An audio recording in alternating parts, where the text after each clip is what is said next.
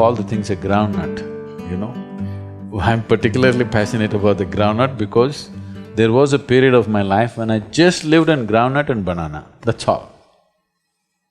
Because it has everything you need. Just soaked groundnut, one handful, this much of groundnut soaked overnight, one banana, my entire day would go. I'm perfectly active, more active than most people will ever imagine. It has everything to sustain you.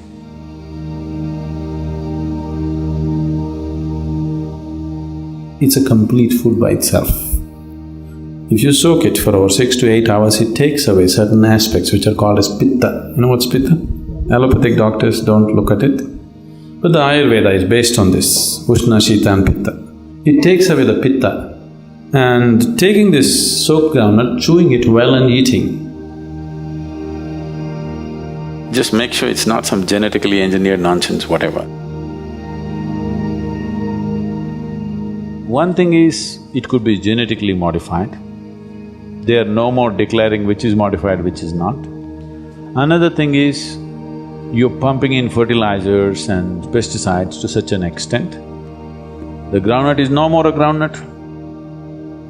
Just make sure it's a more organic thing.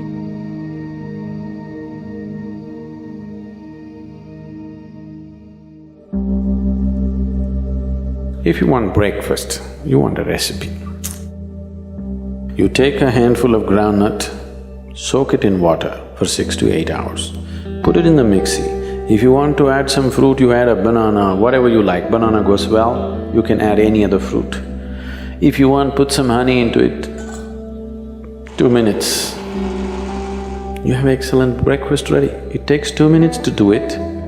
And if you want it little watery, put more water into it and just drink it up. You want it like porridge, you make it thick and you eat it. You will see easily it'll keep you for 4 to 5 hours and it's highly nutritious.